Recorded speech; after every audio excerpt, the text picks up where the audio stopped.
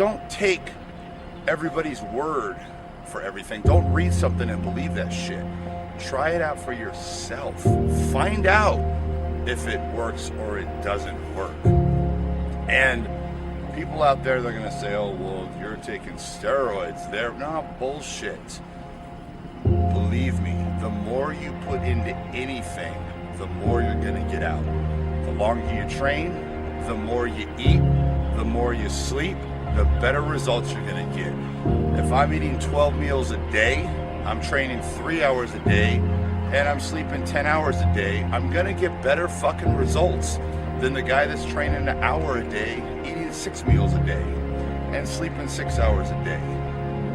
It doesn't take a fucking scientist to fucking logically understand what I'm saying.